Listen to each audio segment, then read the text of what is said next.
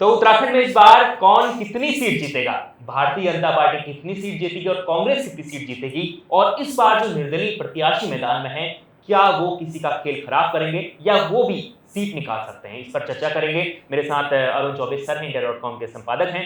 Sir, Uttarakhand को लेकर बड़ा उलटफेर नजर आ रहा है, खास तौर पर मैं तो खुद उत्तराखंड से आता हूं, अभी दौरा करके भी आया हूं उत्तराखंड का। दो सीटें अटक रही हैं सर, एक सीट है हरिद्वार की और दूसरी सीट है टिहरी की। टिहरी सीट इससे इंटरेस्टिंग है सर क्योंकि वहां से उत्तराखंड बेरोजगार संघ के अध्यक्ष हैं बॉबी पवार, निर्दलीय प्रत्याशी के तौर पर, वो सीधे टिहरी से बीजेपी जी के प्रत्याशी हैं जो माला राज्यलक्ष्मी शाह, उसे टक्कर दे रहे हैं। क्या लगता है आपको कि उत्तराखंड की जंग में क्या होने वाला है? देखिए, जैसा कि आप उत्तराखंड से आते हैं, जी, आपकी अच्छी पकड़ भी है उत्तराखंड पे। आपने कहा जो 2 सीट, जी, टेहरी गढ़वाल और हरिद्वार की जी। सीट, दोनों में मैं हरिद्वार की सीट के बारे में बात करूँगा। जैसे कि वहाँ पर जो पाँचों लोकसभा की सीट्स हैं, सब में 14-14 असेंबली सीट्स जी। हैं। तो हरिद्वार की सीट में मैं देख रहा हूँ कि अगर 6 सीट बीजेपी ने जीती है, तो 5 सीट कांग्रेस ने जीती है और वहाँ के कॉम्बिनेशन में 2 सीट जो है बीएसपी ने भी जीती जी, हुई है। यस, बिल्कुल। तो उसकी वजह से आप देखेंगे कि एक इंडिपेंडेंट है, जी, 2 बीएसपी है, 5 कांग्रेस है जी, और 6 जो है बीजेपी जीती हुई है। जी, तो वहाँ मुकाबला जो है आप कह सकते हैं कि बहुत मुश्किल है और सबसे इंटरेस्टिंग बात है कि वहाँ पर जो है 30% के तकरीबन मुस्लिम मुस्लिम पॉपुलेशन, पॉपुलेशन। ये बहुत सिग्निफिकेंट फैक्टर है। आप देखेंगे शेड्यूल कास्ट 20%, जी, शेड्यूल ट्राइब 2% है और मुस्लिम पॉपुलेशन और उत्तर 30%। प्रदेश से लगा इलाका है तो जी। सर ये जंग जो है और इंटरेस्टिंग हो जा रही है। और खास तौर पर बता दूं आपको कि यहाँ से जो कांग्रेस के प्रत्याशी हैं हरीश रावत के बेटे खुद हैं, और उन्हें, लेकिन ये जो जंग मानी जा रही है सर, वो हरीश रावत कांग्रेस वर्सेस बीजेपी नहीं बल्कि बीजेपी वर्सेस निर्दलीय प्रत्याशी ऐसा माना जा रहा है, क्योंकि उमेश कुमार हैं, कानपुर से विधायक हैं, वो वहाँ पर चुनाव लड़ रहे हैं और वो लगातार उनके जो प्रचार में बड़े-बड़े फिल्म स्टार वहाँ पर आ रहे हैं, तो लोग ऐसा मान रहे हैं कि इस बार उमेश कुमार वर्सेस बीजेपी हो गया है। तो ये आप कह सकते हैं इस तरीके से, क्योंकि आपने जब अभी रिसेंटली जी, विजिट किया है तो वहाँ की जो जो पल्स ऑफ द पीपल है आपने जी, महसूस किया होगा। लेकिन मैं अगर अगर गणित पे जाता हूँ, तो जो मैंने कहा कि 30% मुसलमान वोट बैंक है, जी, ये बहुत क्रूशल है। और बिल्कुल।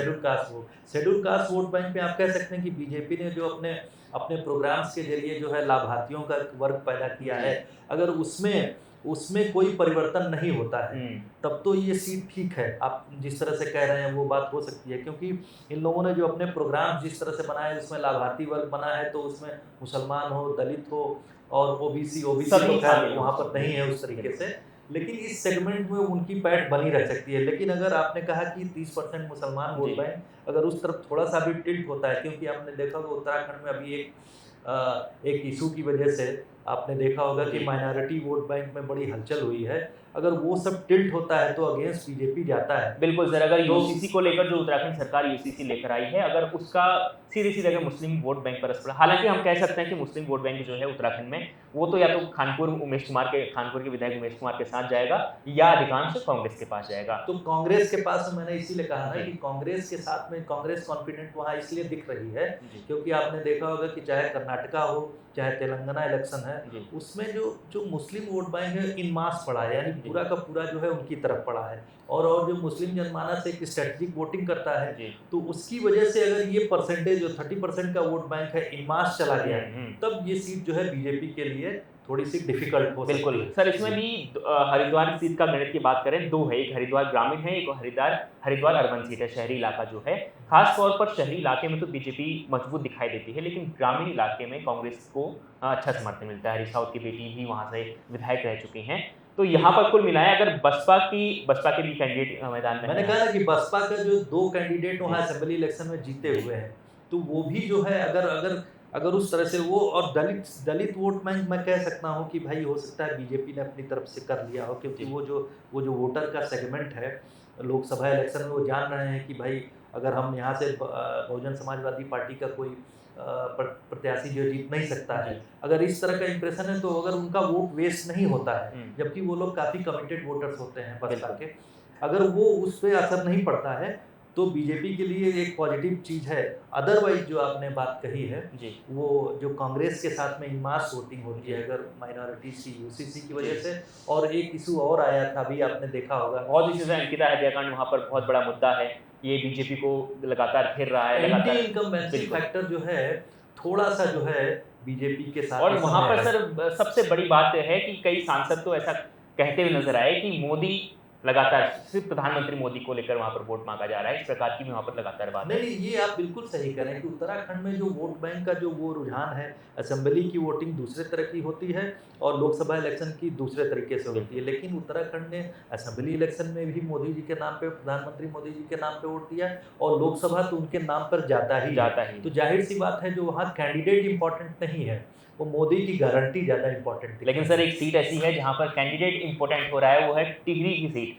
टिहरी सर, टिहरी की सीट का अगर इतिहास की बात करूं, वहां पर टिहरी राज परिवार के जो लगातार सदस्य चुनाव में खड़े होते रहे, तो वही लगभग अधिकांश 17-18 बार जो चुनाव हुए हैं उसमें से करीब 16 बार तो वो प्रत्याशी लगभग वो रहे हैं सांसद। इस बार भी रानी राज्य लक्ष्मी शाह वहां पर कैंडिडेट हैं। लेकिन एक बेरोजगार संघ यानी उत्तराखंड बेरोजगारों के संघ के नेता है बॉबी पवार, बहुत दमदार नेता नजर आ रहे हैं सर, और इस बार लगातार वो ऐसा महसूस हो रहा है लोगों को कि वो सीट निकाल लेंगे। देखिए, उत्तराखंड के साथ में जो यूथ वाला फोर्स है वो जी। बहुत इम्पोर्टेंट है। उत्तराखंड जब उत्तर प्रदेश से अलग हुआ तो उस समय जो आंदोलन चला था, जी तो उसमें यूथ की ज़बरदस्त भूमिका थी। उसमें चाहे बॉयज़ हो चाहे गर्ल्स हो, जो कॉलेज गोइंग स्टूडेंट्स थे, जी उन लोगों ने फोर फ्रंट पे आगे आगे बढ़ के आंदोलन बिल्कुल को लीड किया था। भले ही वो पार्टी उत्तराखंड क्रांति दल बिल्कुल आज शासन या सत्ता से दूर है, लेकिन उस जमाने में मुखर हुआ करती थी सबसे फोर फ्रंट पे। बिल्कुल उन लोगों ने प्रदर्शन किया सर, लेकिन उन्होंने पॉलिटिकली वो लोग अपने आप को Politically स्टैंड नहीं कर पाए। वो लोग एक्टिव नहीं हो पाए, क्योंकि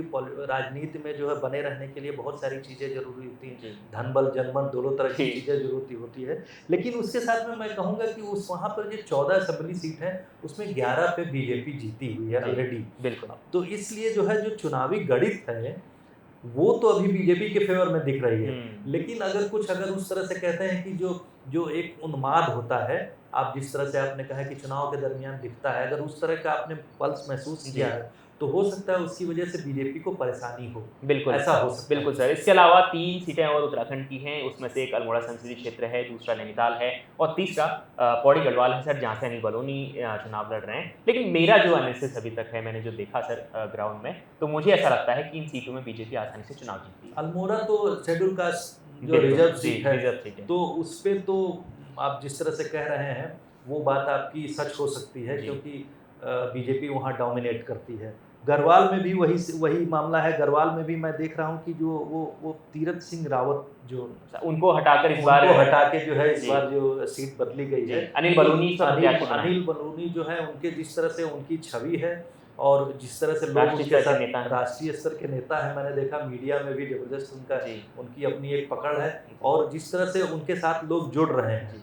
उनकी जो पर्सनैलिटी हो या आप यूँ कहें कि उनकी जो छवि बनी हुई है, जी। वो एक लोकप्रिय और जनप्रिय नेता की है। बिल्कुल। तो जाहिर सी बात है वो उनके फेवर में बिल्कुल सर, गणेश गोदियाल उनके कांग्रेस से की ओर से वहाँ पर चुनाव लड़ रहे हैं। गणेश गोदियाल हालांकि बहुत ऊर्जावान नेता हैं, कांग्रेस के प्रदेश अध्यक्ष भी रह चुके हैं। गणेश गोदियाल माना तो जा रहा है कि टक्कर दे रहे हैं, लेकिन जो मुझे समीकरण जो नजर आ रहा है, जिस प्रकार से बलूनी लगातार गढ़वालियों के लिए बातचीत करते हैं, लेकिन उस सीट पर सर एक फैक्टर और है।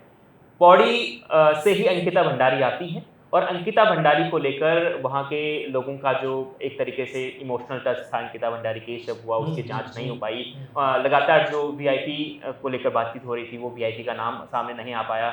जो उस इलाके की विधायक थी, जिनने उस रिजॉर्ट पर बुलडोजर चलवाया था, उसे लेकर कार्रवाई नहीं हुई। तो तमाम गुस्सा लोगों में है, लेकिन अब देखना होगा कि क्या एक गुस्सा चुनाव में परिवर्तन रिफ्लेक्ट होता है सरकार के खिलाफ। अगर हो गया तो सर दिक्कत हो सकती है, अगर नहीं हुआ तो आसानी से भारतीय जनता पार्टी यहाँ से वैसे बहुत सारी चीज़ें होती जो सिमरिंग जो धीरे धीरे जो कहते हैं ना कि सुलगते हुए जो वो इश्यूज होते हैं, कभी कभी चुनाव में जो है उनका परिणाम पता नहीं चलता है, लेकिन लोकल स्तर पर जहाँ की मैंने देखा है कि उत्तराखंड में जो वोटिंग बड़े इमोशनल इश्यूज पे होती है, चाहे वो अग्निवीर वाला भी आप एक इशू देख सकते हैं, क्योंकि उत्तराखंड के ज़्यादातर परिवारों से लोग सेना में भर्ती होते हैं। ये भी एक बड़ा मुद्दा है जो कि हो सकता है उसको साइलेंटली लोग बोल नहीं रहे मुखर तरीके से। बहुत मुद्दे जो उत्तराखंड में, लेकिन मुझे ऐसा लगता है कि कांग्रेस की जो संगठन में लगातार कहते हैं कि दरार जो लगातार रहती है, अंदरूनी जो कलह नजर आती है कांग्रेस की, उसकी वजह से कांग्रेस जो मुद्दे थे उनको सही से बुना नहीं पाई। खासतौर पर अग्निवीर योजना की हम बात कर रहे थे। अग्निवीर योजना को लेकर राहुल गांधी रैली करने वाले थे, यात्रा करने वाले थे, लेकिन वो यात्रा वहाँ के नेताओं ने की, राहुल गांधी पहुंचे नहीं। तो ये जो तमाम चीजें हैं वो कांग्रेस, ये आप कह सकते हैं, क्योंकि जो कांग्रेस की जो गणित थी, जिस तरीके से कि उन लोगों ने मैंने अभी फिर से अभी बात कहूँगा कि 4 असेंबली इलेक्शन के जो रिजल्ट आए दिसंबर में, उसके पहले की कांग्रेस का कॉन्फिडेंस और उसके बाद की कांग्रेस की स्थिति, दोनों में ज़मीन आसमान का अंतर आया। कांग्रेस कॉन्फिडेंट थी कि अगर हम उसमें जीतते हैं तो उसके बाद जो है नेचुरल तरीके से लोगों का रुझान उनकी तरफ बढ़ेगा, जबकि राजनीति में ऐसा कुछ होता नहीं है। बिल्कुल सर, और राजनीति आपको में जब तक एक चीज़ में दर्शकों को और ये बताना चाहता हूँ कि वहाँ पर क्या है कि जैसे पुष्कर सिंह धामी जब हमेशा जाते हैं गढ़वाल में, खास तौर पर बीजेपी के पास सबसे बड़ी सीट पर पॉजिटिव पॉइंट गढ़वाल की सीटों पर ये है कि वो लगातार योगी आदित्यनाथ को चुनाव प्रचार के लिए वहाँ पर खड़ा कर देते हैं। ये बीजेपी के साथ प्लस पॉइंट है। जी। अब आप कहेंगे कि बीजेपी के पास अगर सबसे बड़ा चेहरा प्रधानमंत्री मोदी का है, तो उत्तर भारत की राजनीति में आप देखेंगे इस समय योगी जी जो हैं, जो उत्तर प्रदेश के चीफ मिनिस्टर हैं, उनकी स्वीकार्यता उत्तराखंड में ही नहीं, आप देखेंगे कि त्रिपुरा जैसे नॉर्थ ईस्ट में भी है, कर्नाटक में फिर भी उत्तराखंड में उनका परिवार है, वहाँ पर घर है, जाहिर सी लोगों का बात है, एक जाहिर तरीके सी से बात। इमोशनल अटैचमेंट है। जाहिर सी खास तौर पर अधिकांश लोग तो लगातार ये भी मांग उठाते हैं कि उत्तराखंड लाया जाए योगी आदित्यनाथ को, इस प्रकार की बातें भी लगातार वहाँ पर लोग ये तो करते हैं। इमोशनल मामला हाँ। है, लेकिन ऐसा नहीं, वोटिंग पैटर्न पे भी इन सब चीज़ों का असर पड़ता है लोगों, क्योंकि लोग इमोशनल वोटिंग भी करते हैं, और इमोशनल वोटिंग होती है तो मास वोटिंग भी होती है उस तरीके से। और इसके बाद आप जो एक सीट छोड़ रहे हैं, नैनीताल उधमपुर सिंह में, उसमें उस सीट पे आप देखेंगे कि वहाँ भी जो है बीजेपी डोमिनेट की है, 8 सीट जीती है, 6 सीट कांग्रेस, लेकिन यहाँ भी डिवीजन आप बहुत शार्प नहीं है, कांग्रेस भी पीछे ही है। अगर 6 असेंबली सीट जीती तो इसका मतलब उसका भी वोट बैंक वहाँ पर जबरदस्त बना हुआ है। लेकिन वहाँ पर एक मैं आपसे बात कहूँगा कि वहाँ पर फिर से मुसलमान वोट तकरीबन 20% के पास है, वहाँ का एक शेड्यूल ट्राइब के भी कुछ इलाके आते हैं, सिख पॉपुलेशन वहाँ 7% है वहाँ, क्योंकि उधमपुर वाले उधम सिंह नगर में जो जिले में जो ज़्यादातर सीट्स हैं वहाँ पर सिख पॉपुलेशन ज़बरदस्त है।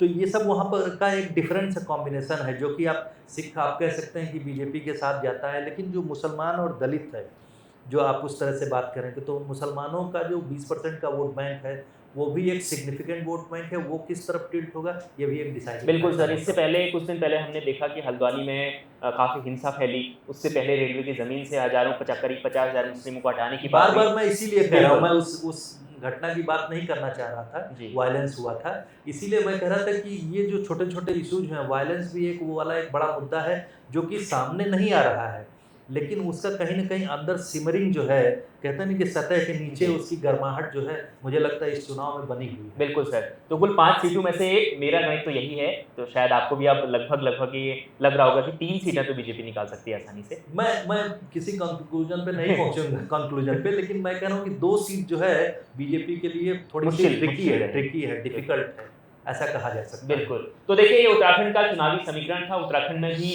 19 अप्रैल को पहले चरण में वोटिंग होनी है और अब तो 4 या 5 दिन बचे हुए हैं। उससे पहले लगातार उत्तराखंड में प्रधानमंत्री नरेंद्र मोदी से लेकर बड़े राष्ट्रीय स्तर के नेता पहुंच रहे हैं और वहां पर जबरदस्त रैलियां भी चल रही हैं, चुनाव प्रचार भी जोर शोर से चल रहा है। लेकिन चुनावी नतीजे जब आएंगे तब पता चलेगा कि किस पार्टी में कितना दम था और किसको जनता ने स्वीकार किया है। लगातार और भी प्रदेशों की हम चुनावी जो समीकरण है वो आपके सामने लेकर आएंगे। लगातार जुड़े रहिएगा India.com के साथ। बहुत बहुत शुक्रिया, धन्यवाद।